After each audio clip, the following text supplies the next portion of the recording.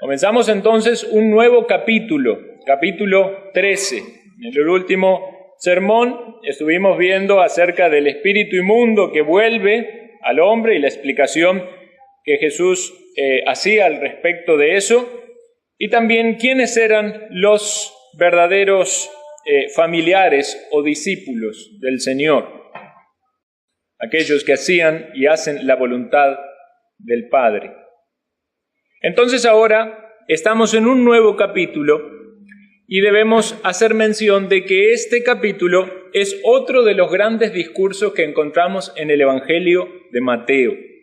¿Ustedes recuerdan qué gran discurso vimos en nuestro estudio en el Evangelio de Mateo? Capítulo 5, Sermón del Monte. Luego también en el capítulo 10, después que el Señor eligió a sus apóstoles, Él dio instrucciones. Ese es también un largo discurso que abarca prácticamente todo el capítulo 10, que tenía que ver acerca de la misión que iban a hacer sus apóstoles y discípulos. Y ahora llegamos al tercer gran discurso que encontramos en Mateo, que está aquí en el capítulo 13 y está caracterizado por parábolas, las parábolas del reino. Nos quedan 2 discursos más de los 5 que hay en Mateo. Capítulo 18 se menciona la vida bajo la autoridad del reino, contiene también algunas parábolas, y el capítulo 24 el discurso del sermón del monte de los olivos. Entonces, en este capítulo 13 es característico que hay un cambio en el ministerio del Señor Jesucristo, caracterizado por el comienzo del uso de este método de enseñanza o predicación. No es que no haya usado parábolas antes, había usado parábolas, pero no eran quizás tan marcadas o significativas. Noten ustedes en el versículo 1 del capítulo 13, dice: aquel día salió Jesús de la casa y se sentó junto al mar.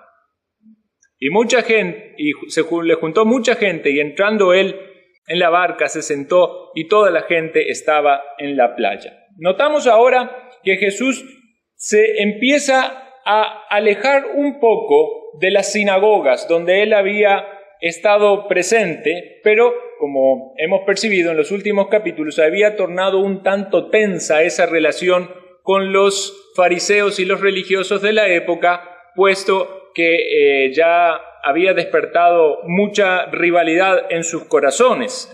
Entonces, esos eran muy hostiles. Ahora el Señor entonces se aleja a lugares públicos y ya su popularidad o su fama hacía que la gente se acercase a Él para recibir seguramente algunos de los beneficios de su ministerio. Recordemos que había gente necesitada, endemoniados, personas enfermas, personas con distintos tipos de necesidades, pero también personas que anhelaban escuchar la palabra.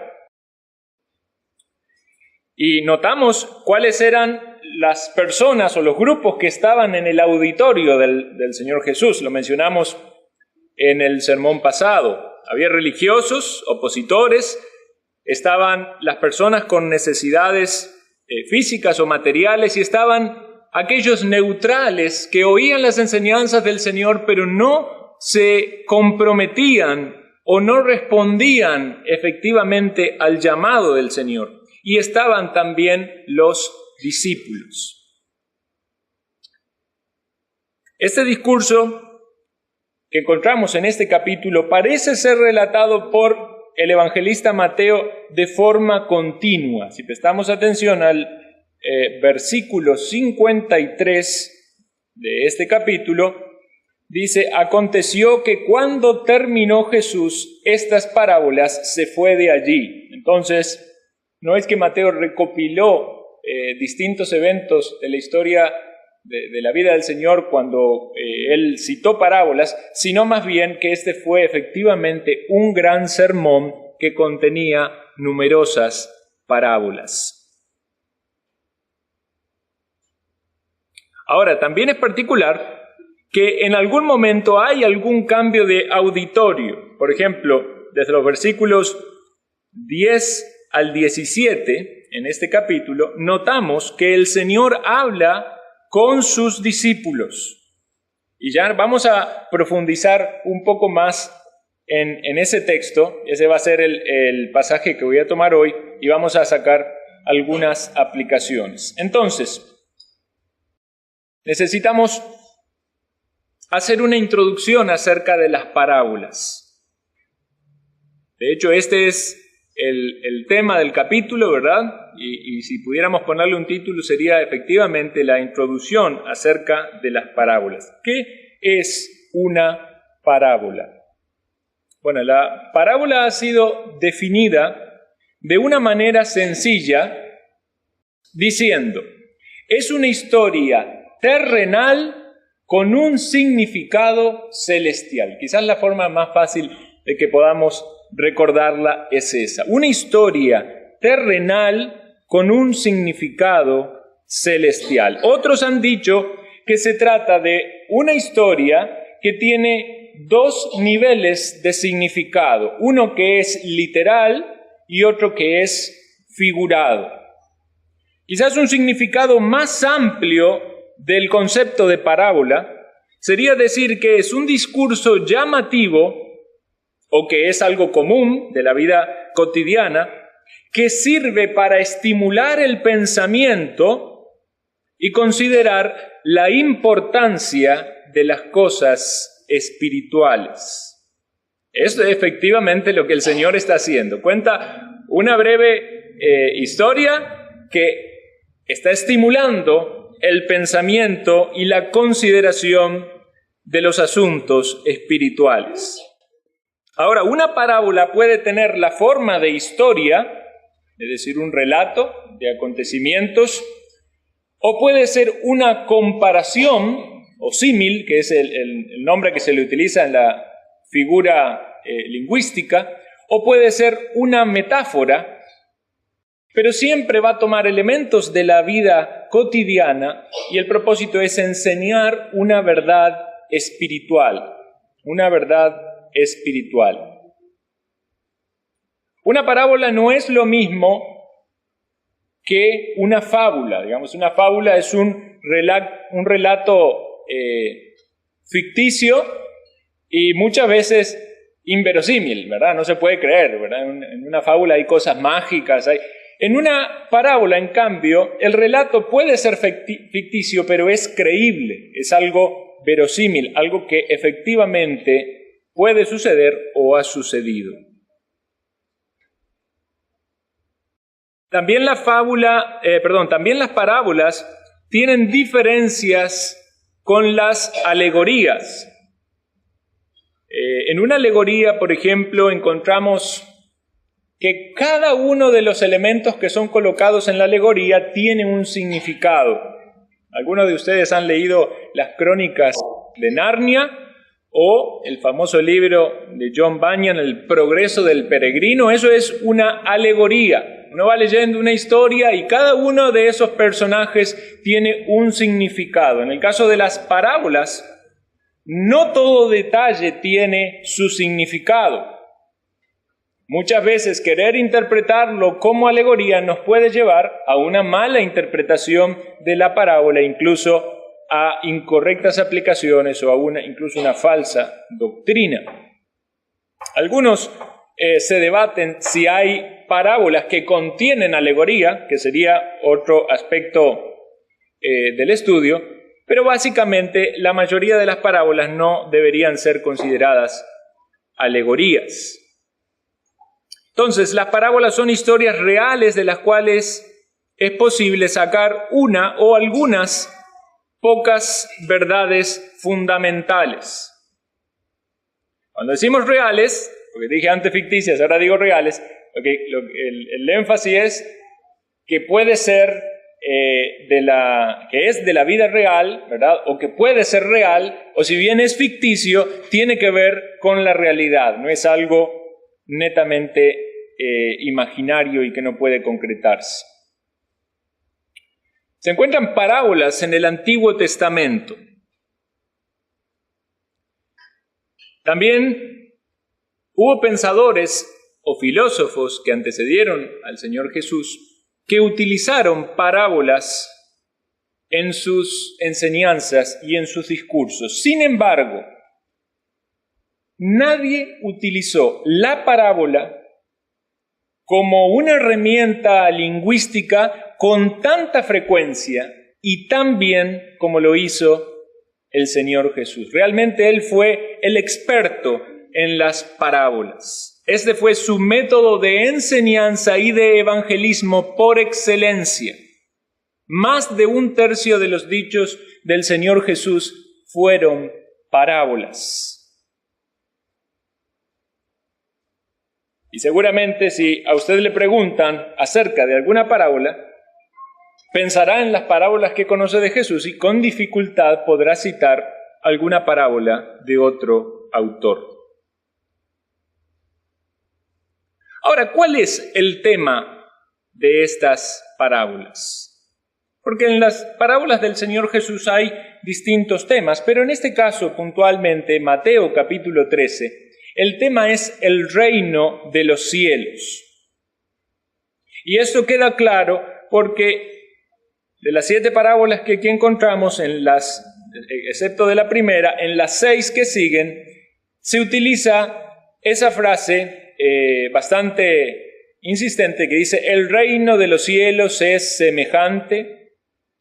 Ahora, este concepto reino de los cielos no es definido por las parábolas, sino más bien que las parábolas ilustran aspectos del concepto reino de los cielos. Y debemos ser también advertidos de que definir la frase reino de los cielos no es una cuestión sencilla, es un concepto, un término multifacético.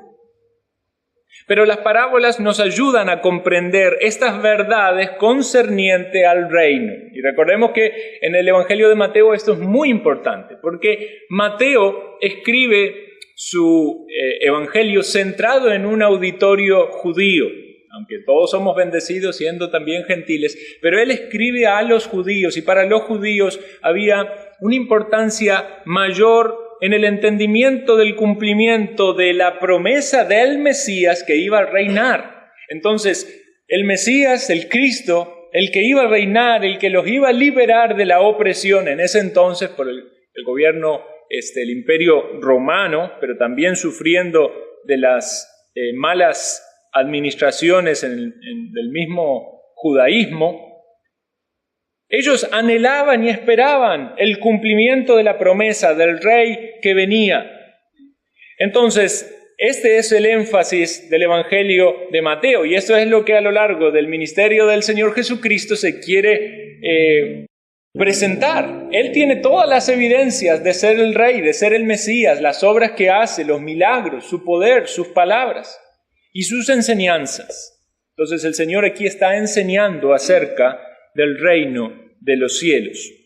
El desafío de los oyentes era comprender cómo Dios iba a cumplir su propósito soberano sobre el mundo a través de Jesucristo y su ministerio terrenal. Recordemos que los fariseos tropezaban en esto porque no podían ver en Jesús al Mesías. Tenían un concepto totalmente distorsionado de Dios, ¿verdad? De la ley. Recuerden cuando el Señor constantemente confrontaba lo que enseñaban los fariseos y lo que debían ellos creer y practicar respecto a la ley. Y tenían el concepto equivocado de Jesucristo. Aún Juan el Bautista, siendo con todo el profeta por excelencia, tuvo dificultad también de entender este concepto de cómo Dios obraría por medio de Jesucristo en cumplir su propósito. Pero había algunos que iban a tener más revelación, más luz, más claridad, más discernimiento acerca del plan de Dios. ¿Quiénes eran? Bueno, lo que vimos en el sermón pasado, aquellos que hacían la voluntad de Dios, aquellos que estaban cerca del Señor Jesús, que eran sus discípulos y que estaban dispuestos a dejarlo todo por seguirle a Él. Tercera pregunta, ¿cómo podemos dividir o clasificar estas parábolas? Es interesante un contraste que hace un erudito, R.T. France, dice, aquí vemos, entre todas estas parábolas, ¿verdad?, suelo improductivo y suelo productivo, en relación a la parábola del sembrador. Buen grano y maleza, buen pescado y pescado malo. Aquellos que encuentran el tesoro y la perla y se destacan de otras personas por su accionar frente a ese hallazgo. Y un padre de familia, versículo 52, que se distingue de los demás por su habilidad para sacar tesoros nuevos y viejos. Es una mención de las parábolas de este capítulo. En este capítulo encontramos 7 parábolas y al final, esa que mencionaba de el padre que saca tesoros nuevos y viejos, algunos también la incluyen entre parábolas, pero es una parábola de conclusión. Pero hay varias divisiones propuestas. Algunos dicen que la primera parábola es introductoria, es decir, esta parábola del sembrador se utiliza como una introducción para el resto de las parábolas. Y es por eso que Jesús explica su significado con detalles. Luego las 6 parábolas restantes se pueden dividir en 2 grupos, 3 y 3, las parábolas más extensas y las parábolas menores. Otro autor, James Montgomery Boyce, dice que la primera refleja el origen del reino y las 3 restantes los ataques de Satanás para frustrar el reino. Y la número 5 y la 6, la actitud de aquellos que buscan el reino intensamente, a pesar de las trampas de Satanás, y la última refleja la consumación del reino. Ahora, no voy a profundizar mucho en esto porque a medida que estudiaremos cada una de ellas, vamos a meditar en el significado.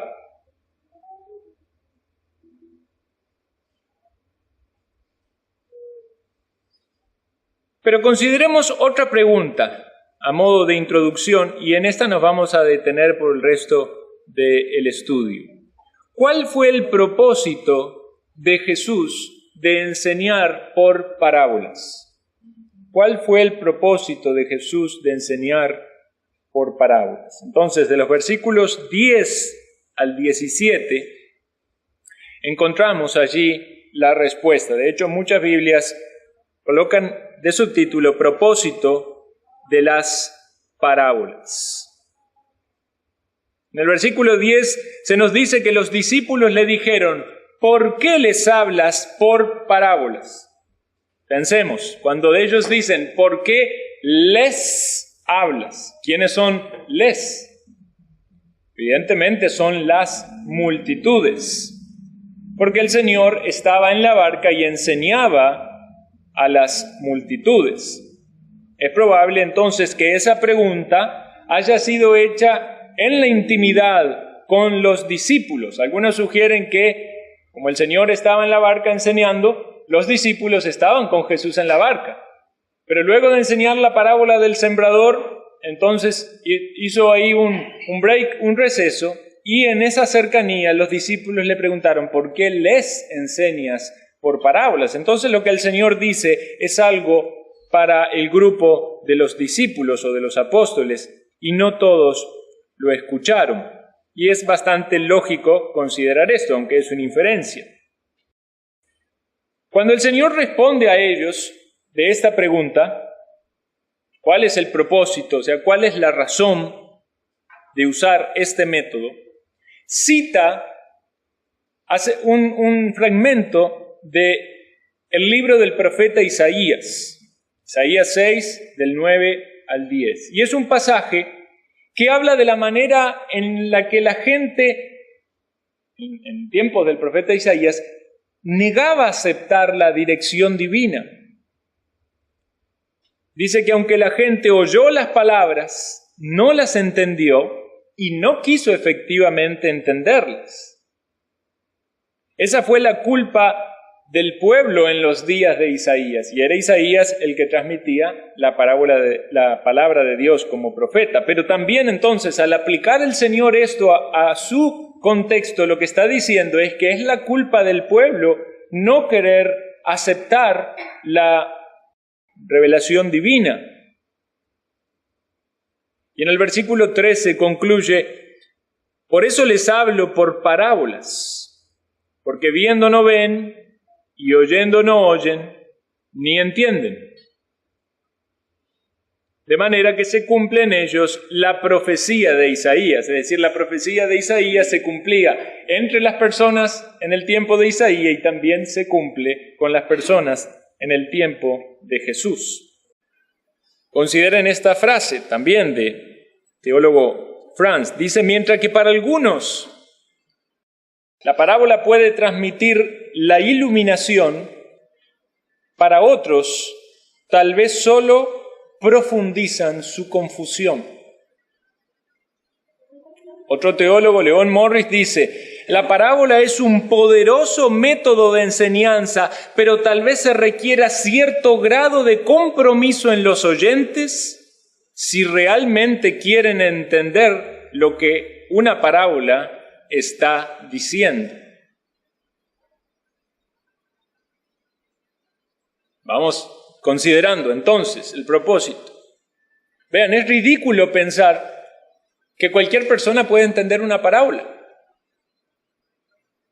Y mucho menos cuando la parábola tiene un propósito de marcar un pecado que el receptor lo tiene. Vamos a poner un ejemplo que me parece muy interesante. ¿Entendió el rey David cuando el profeta Natán llegó a él y le contó la parábola de aquel hombre pobre que tenía solo una corderita y el hombre rico que tenía muchas, pero un día se la quitó para hacer una comida?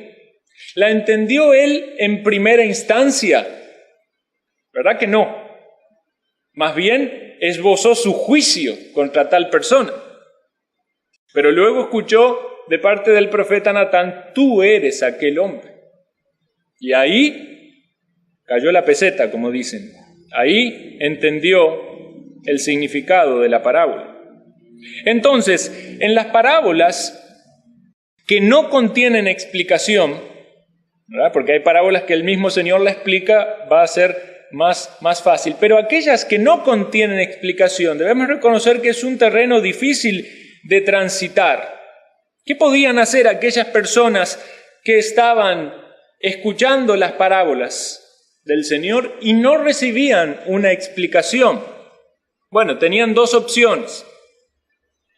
O se quedaban con ese interés y deseo de conocer más acerca de esa enseñanza de Jesús y eso los motivaba a un acercamiento mayor a Él, quizás a querer estar allí en la barca con el Señor y escuchar más profundidad en esa enseñanza, o bien se conformarían con haber escuchado esa bonita historia que los entretuvo tan solo por un tiempo. Y eso revela el gran problema de aquellos que carecen de devoción y afecto por Cristo. Y eso revela el gran problema de aquellos que no tienen un compromiso con Cristo. Desde esta perspectiva vemos que los que no entendían las parábolas y además tenían pecado en su haber, eran aquellos que no creían en Jesús como el Mesías. Los que no aceptaban el reino que Él traía y las condiciones de ese reino y la predicación de ese reino. Y por lo tanto no se comprometían con Él. Obviamente, los religiosos, los que lo rechazaban, pero también aquellos que solo llegaban al Señor por intereses terrenales y también aquellos que eran neutrales. Pero también debemos tener cuidado al considerar esto porque si nosotros no quedamos con esta parte de la historia, podemos llegar a pensar de que el compromiso de los discípulos o el esfuerzo que los discípulos hacían para estar cerca del Señor era producto de su propio obrar.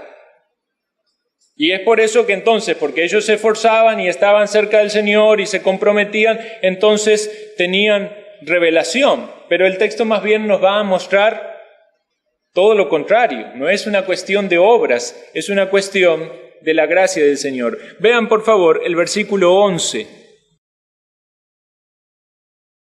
La respuesta del Señor dice: porque a vosotros os es dado saber los misterios del reino de los cielos, mas a ellos no les es dado. Por eso es importante entender quiénes son ellos, quiénes son les y quiénes son nos. El Señor en la barca con sus discípulos ahora le dice a ustedes, a los discípulos, a vosotros les es dado, hay una dádiva, hay una gracia de Dios. ¿Y cuál es la gracia? Que ellos podían tener acceso a los misterios del reino. Misterios, la idea de secreto, de algo que está oculto, pero obviamente una vez que se tiene acceso a eso, ya no es algo oculto. El punto es que es una gracia concedida tan solo a aquellos que eran los discípulos. Ellos, los discípulos, tenían un don de Dios que las demás personas no tenían. La gracia de Dios, el regalo de Dios, saber esos misterios acerca del reino. En otras palabras, entender las parábolas. Entonces, el propósito de las parábolas era exaltar la gracia de Dios en la revelación para los creyentes. Porque los discípulos no podían jactarse de su discernimiento espiritual, no era una cuestión innata en ellos o una capacidad especial en ellos por la cual la entendían, sino más bien que eran receptores de la gracia de Dios y entonces tenían esa revelación. El apóstol Pablo utiliza 20 veces en sus epístolas esta referencia a los misterios. Y la idea de la palabra original es que es algo que no puede ser descubierto por sí mismo. Se necesita una revelación externa, no depende de la capacidad de la persona. No es una cuestión intelectual ni de la voluntad. Es la necesidad de que algo externo, y en este caso puntualmente Dios por su Santo Espíritu, obre en una persona para poder comprender, para poder discernir. Esto es lo que nos dice la palabra de Dios, de que el hombre natural no percibe las cosas que son del Espíritu de Dios, porque para él son locura y no las puede entender porque se han de discernir espiritualmente. Entonces las multitudes se quedaron sin esa revelación. Siempre que se acercaban a Jesús con intenciones tan solo superficiales o terrenales. A la luz de esto debemos entender el versículo 12. Porque a cualquiera que tiene se le dará más, pero al que no tiene, aún lo que tiene le será quitado. Este versículo algunas personas lo leen, ¿verdad? Y nos causa un cierto malestar. ¿Cómo es eso? El que tiene le dan más y al que no tiene, ¿dónde está la igualdad? Es que uno lo piensa de una manera muy terrenal. Este versículo no está hablando de cosas materiales. No quiere decir que si usted tiene dinero, Dios le va a dar más dinero, y que si no tiene dinero, lo poco que tiene se lo va a quitar. Esa es una incorrecta interpretación.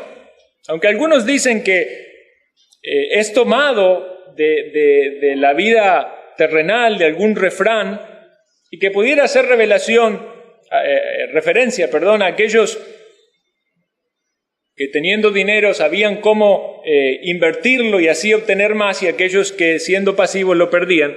Pero el énfasis no está en los asuntos terrenales. El énfasis del Señor está en la revelación, la gracia, el favor divino.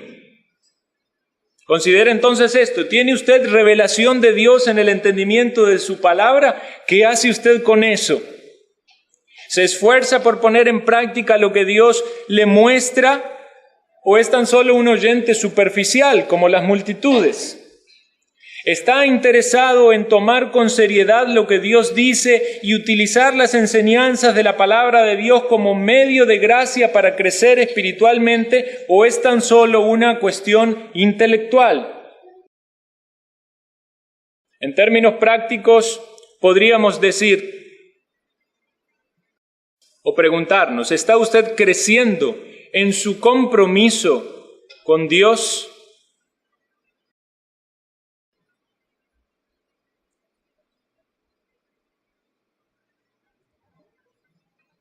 Y si efectivamente lo está haciendo, entonces esa revelación que usted tiene de Dios y ese entendimiento que tiene de Dios va a verse incrementado porque es diligente en apropiarse de los medios de gracia. Esto es un acto de fe. Pero si usted no pone en práctica la palabra, si usted no valora lo que Dios valora, si usted no ama la iglesia de Dios, si no es su deseo estar en intimidad con el Señor como una prioridad en su vida, no es extraño que lo poco que tiene o lo poco que experimenta se vaya agotando como una fuente de agua que se seca. En los asuntos espirituales no podemos ser cobardes y conformarnos y esconder la moneda como hizo el de la otra parábola, debajo de la tierra, porque tuvo miedo. Eso fue digno de reprensión y de castigo. Somos llamados a invertir, a producir, a conseguir más. Aquello que el Señor nos ha dado nos ha de pedir cuentas. Entonces, efectivamente, hay un doble propósito en las parábolas. Por un lado, está revelar o iluminar las mentes de aquellos sobre los cuales la gracia de Dios cae, pero por otro lado, es esconder las verdades preciosas del reino a aquellos que permanecen obstinados y cerrados en sus pecados.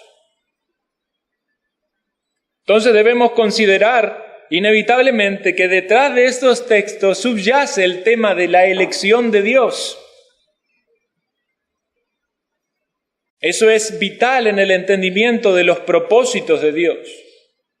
Las personas no pueden por sus obras o por su fuerza conseguir una revelación de Dios. Esta es la buena voluntad de Dios, darlo. Y no hay absolutamente nada que usted pueda hacer para cambiar los designios y los decretos divinos. Algunos luchan con esta doctrina de la elección. La mayoría de nosotros lo hicimos. Y uno de los grandes momentos duros era preguntarnos a nosotros mismos si no éramos elegidos. ¿Se preguntó usted eso? Bueno, si usted no es un elegido, no puede hacer nada para hacerlo. Realmente no hay esperanza para usted. Sin embargo, si usted no fuera un elegido de Dios, sería evidente que usted no tiene interés en serlo. Porque hay rechazo en su corazón contra Dios. Y porque no está dispuesto a dejar a los pecados que usted ama para creer en Cristo, para ser un discípulo de Cristo. Usted entonces no puede quejarse de Dios y de esta bendita doctrina de la elección, porque usted prefiere 1000 veces estar en su pecado que tomar la cruz de Cristo. Su deleite está en las cosas terrenales, no en la santidad de Dios. Y usted demuestra en su propia voluntad que tal cosa como la elección de Dios no es algo deseable ni necesario. Como diría entonces el predicador Spurgeon, entonces, ¿por qué te enojas contra tal doctrina? Pero si Dios en su gracia y a pesar de su malvada condición, le revela, y entendemos revelación en el contexto no de que Él se aparece o de que oímos una voz, sino de la iluminación, de un discernimiento, de una claridad. Dios hace eso con sus discípulos. Y si eso pasa en su vida, usted ve a Cristo glorioso como Salvador y ve su arrepentimiento como una necesidad tan grande. Y la necesidad de Cristo y de llegar ante Él con el orgullo humillado, derribado, para clamar por salvación. Comprendamos entonces, hermanos, cómo las parábolas cumplen el propósito de exaltar la gracia de Dios en la revelación de los creyentes, pero también el propósito de esconder la revelación de aquellos que rechazan a Cristo.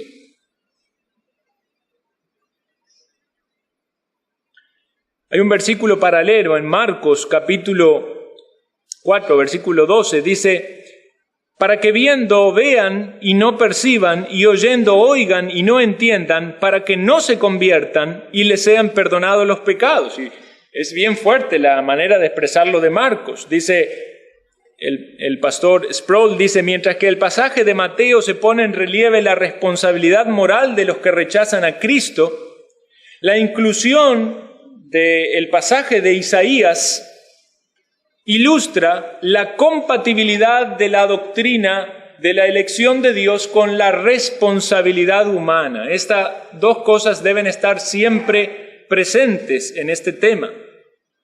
Nadie podrá culpar a Dios de que no te eligió, porque la elección de Dios es por gracia, es un regalo, nadie lo merece. Pero si efectivamente usted no se arrepiente y no va a Cristo en fe, usted será culpable por su incredulidad. La palabra de Dios siempre es eficaz, como lo vemos en este mismo texto. Una parábola puede traer luz para algunos de revelación o juicio para otros.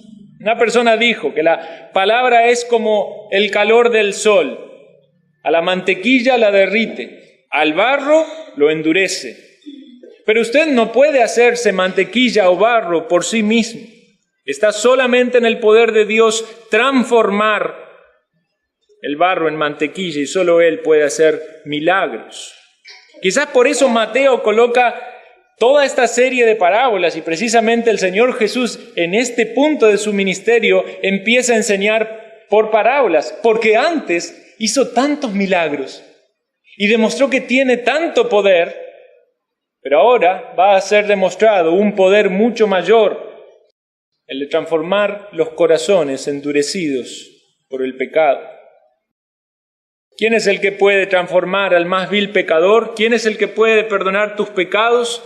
¿Quién puede cambiar tu corazón? ¿Crees en Él? ¿No es eso algo más milagroso que sanar a un paralítico o quitarle a un leproso su lepra?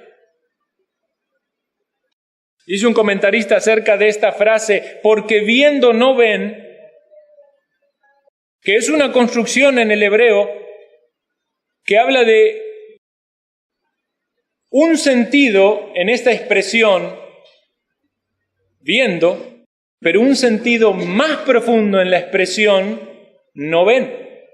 Parece contradictorio, ¿no? Viendo, no ven.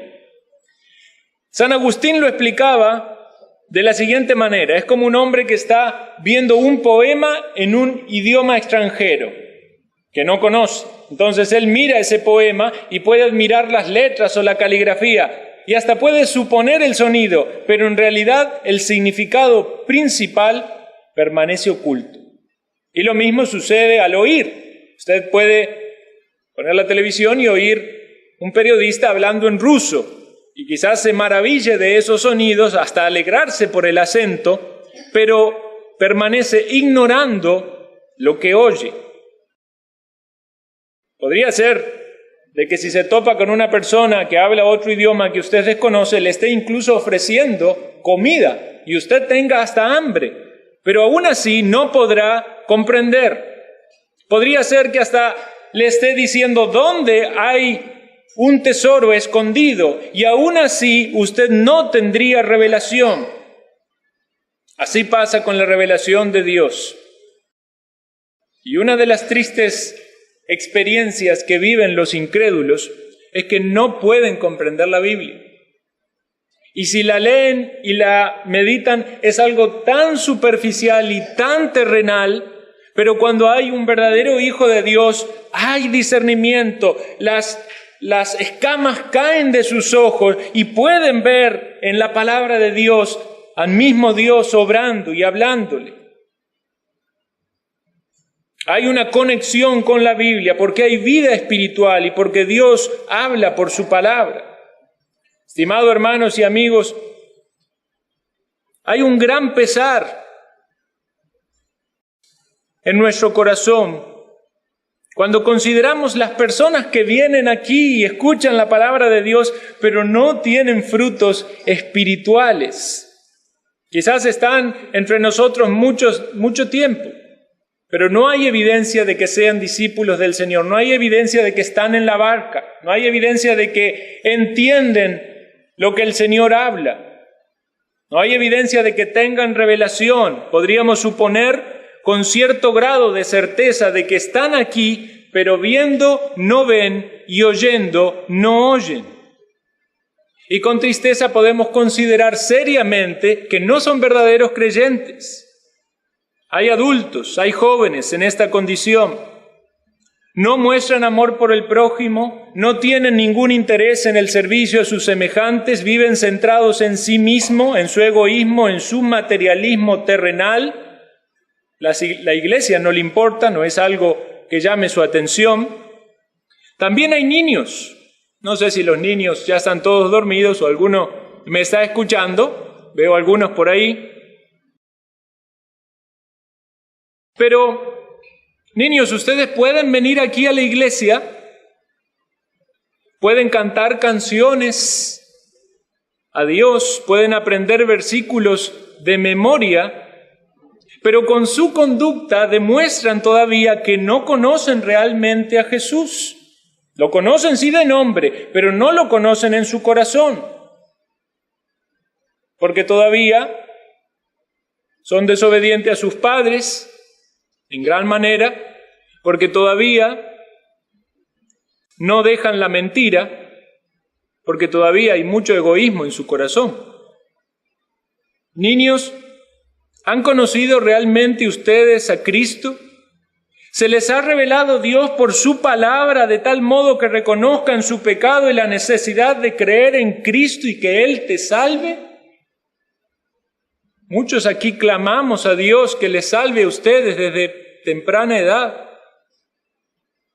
Y con mucho pesar lo digo, hermanos, amigos, niño, joven, adulto, si no eres un hijo y una hija de Dios, sin la gracia divina en tu vida, sin evidencias de arrepentimiento, sin una aprehensión clara del Evangelio, no tienes salvación. ¿Sabes cuál es la aplicación a este mensaje? Conviértete. Conviértete a Dios. Alguien me dirá, bueno, yo no lo puedo hacer, es verdad, no lo puedes hacer. Pero si Dios te da oídos para oír, óyele. Él te dará arrepentimiento, te dará fe. Y el llamado está vigente. ¿Qué dijo el apóstol Pedro? Arrepentíos y convertíos para que sean borrados vuestros pecados, para que vengan en la presencia del Señor tiempos de refrigerio. Muchos en aquel día oyeron con claridad que Dios les llamaba por medio de su siervo. Si oyes hoy, no esperes más. Responde al Señor hoy mismo. Jesús no ha rechazado a nadie que llegó a Él en fe.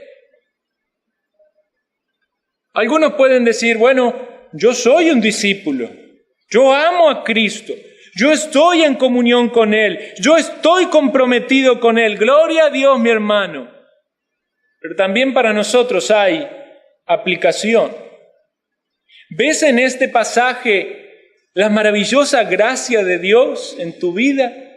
¿Ves con claridad cuán beneficiado eres? Mira por favor el versículo 16.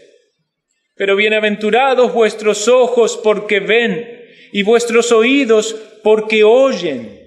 Porque de cierto os digo que muchos profetas y justos desearon ver lo que veis y no lo vieron, y oír lo que oís y no lo oyeron. ¿Recuerdan el significado de bienaventurado? Lo vimos en el Sermón del Monte. Felices, dichosos, afortunados. ¿Quiénes? Los verdaderos discípulos del Señor, no los que tienen nombre de ser familia del Señor. Esta es mi familia, dijo Jesús. Los que hacen la voluntad de mi Padre, los que tienen revelación espiritual, a ellos Dios está interesado en darle revelación. Son los pobres en espíritu, en Mateo capítulo 5, son los de limpio corazón. Y vean, este texto parece ser un eco de lo que Jesús dijo en el capítulo 11, si dan vuelta unas páginas atrás, capítulo 11, versículo 25, dice: Te alabo, Padre, Señor del cielo y de la tierra, porque escondiste estas cosas de los sabios y los entendidos y las revelaste a los niños. El que quiere llegar al Señor debe llegar como un niño. El Señor le ha placido revelar, no a aquellos que se pueden jactar de su conocimiento, de sus atributos, de sus capacidades, sino a aquellos que contrito y humillado reconocen que es solo por gracia, no puedes hacer nada. Es por fe, ese es el instrumento. El versículo 27 dice: Nadie conoce al Hijo sino el Padre, ni al Padre conoce a alguno sino el Hijo, y aquel a quien el Hijo lo quiera revelar. Por más esfuerzo que puedas poner de tu parte, si no está en la buena voluntad y en la gracia de Dios, que tengas revelación, todo será en vano. Pero si tienes luz, si tienes algo de discernimiento de la voluntad de Dios, y créame que a la luz de lo que vemos en esta historia, muchas personas recibieron del Señor Jesús numerosas instrucciones y enseñanzas que podemos considerarla como una gran revelación, pero aún así se cerraron a ella. Pero si tienes algo de esa revelación, ¿qué harás? ¿Será que tendrás más? Porque valorarás eso que Dios te hace oír, te hace entender. ¿O será más bien que te será quitado por cuanto estás aferrado a este mundo? Muchas personas en el Antiguo Testamento, profetas y justos, desearon ver al Mesías, desearon escuchar de las palabras de la boca del Señor sus enseñanzas. Pero no fue así designado por Dios. Fue para los discípulos que allí estaban y para esa gran cantidad de personas que, aún endurecido en sus pecados, le resistían. Nosotros también hoy somos dignos de gran revelación en la gracia de Dios porque tenemos su palabra. Podemos decir con gozo que aunque no vimos a Cristo, tenemos mucho más revelación y conocimiento de Él, aún que los propios discípulos. El grado de revelación y el conocimiento que podemos tener de Él, de Dios, de su plan, es extremadamente amplio comparado con gente de otros tiempos. Y sumado a eso, la presencia del Espíritu Santo en los creyentes, guiándonos a toda verdad. Vean lo que dice 1 Corintios 2:10. Pero Dios nos la reveló a nosotros por el Espíritu, porque el Espíritu todo lo escudriña, aún lo profundo de Dios. El Espíritu Santo escudriña las cosas profundas de Dios y las revela a los creyentes por la palabra. Y esto no es solo mero conocimiento, es un conocimiento también práctico. Es cómo poner en práctica la palabra de Dios en nuestra vida. Es cómo ser más santos y más agradables a Dios. Es cómo ser mejores siervos de Dios.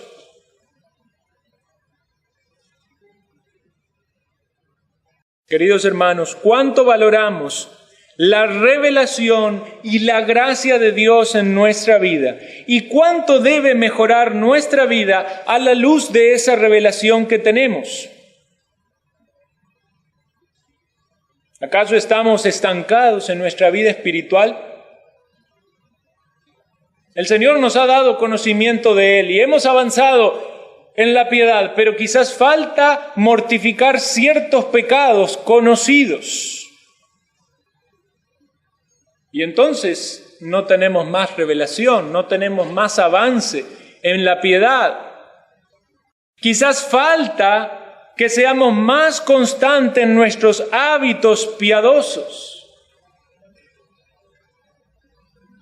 Va acercándose el final del año y creo que como todo creyente debemos meditar en las bondades de Dios a lo largo de este año, pero también debemos pensar cuánto he crecido este año, cuánto he avanzado en mi batalla contra el pecado este año, o acaso sigo siendo tan derrotado como lo era en enero, o sigo siendo vencido como lo era años atrás.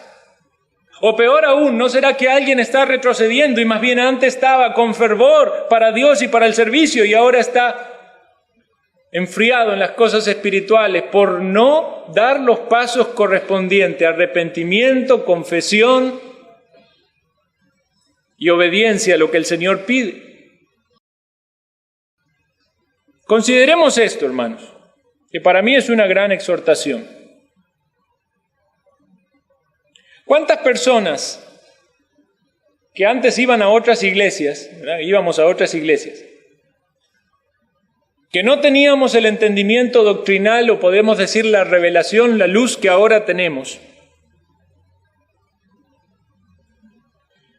Nos esforzábamos mucho más en obras y en servicio que lo que lo hacemos ahora, a pesar de que Dios nos dio más luz y más entendimiento. Ve, hay gente que antes iba a iglesias que tenían reuniones lunes, martes, miércoles, jueves, viernes, sábado y domingo y no faltaba ningún día. Y ahora hay 2 reuniones en la semana. ¿Cómo cuesta venir el miércoles a la reunión de oración, verdad? Había gente que antes, sin tener la luz y el entendimiento de la doctrina, hacía grandes esfuerzos en el servicio, viajaba, traía gente, llevaba para arriba, ayudaba a los necesitados, iba al lado a predicar, bajaba para otro lado y activos en el servicio. Y ahora, hermano, que usted tiene luz y entendimiento de la gracia de Dios y de la doctrina de la elección, ¿cómo eso transforma su vida? Si usted se compara y es menos piadoso que lo que era en un entendimiento doctrinal equivocado, eso habla muy mal de su gratitud. Habla muy mal de cuánto aprecia la revelación de Dios. Habla muy mal de cuánto valora lo que Dios le ha dado. Del mismo modo en la evangelización. ¿Cuántos de nosotros creíamos que podíamos hablar con alguien y convencer a esa persona de que si depositaba su fe en Cristo y oraba y hacía una oración, iba a ser salvo? Y entonces todos nuestros esfuerzos estaban en eso. Claro, confiábamos equivocadamente en la decisión de la persona, en convencerlo intelectualmente, como si dependiera solo de la voluntad humana. Pero ahora que comprendemos de que la salvación no es una cuestión de la voluntad humana, sino que es Dios que obra primero, que convierte ese corazón de piedra en un corazón de carne, que da vida espiritual. Pero ahora nosotros somos conscientes también de que debemos proclamar el Evangelio. Debemos llamar a los pecadores al arrepentimiento, no forzarlos a hacer una oración, pero confrontarlos con que hay un Dios que les llama al arrepentimiento y a la fe en Cristo, que ha hecho todo para salvarle. Si nosotros ahora, hermanos, evangelizamos menos, estamos siendo muy desagradecidos con Dios. Y nuestras motivaciones, que eran equivocadas, hablan muy mal de las motivaciones que en la actualidad tenemos para servirle. Al meditar en este pasaje debemos considerar nuestra gratitud frente a la revelación de Dios. Y eso debe movernos a ser más comprometidos con Él, más ferviente en nuestro servicio, en nuestra comunión, en nuestra evangelización, en compartir la palabra. No te quedes allí pensando, bueno, Dios va a elegir a los suyos y todos se van a salvar. Eso es lo que muchas personas ingenuas utilizan para criticar la doctrina de la elección. Y efectivamente Dios va a salvar a los que ha determinado salvar, pero va a usar a sus siervos que anhelan servirle. Si una mayor cantidad de la gracia y de la revelación de Dios dependiera de cuán diligentes somos nosotros en aprovechar lo que tenemos, ¿recibiríamos más luz o aún la luz que tenemos nos sería quitada? Que el Señor tenga misericordia de nosotros y nos dé gracia para creer y para crecer en santidad. Oremos.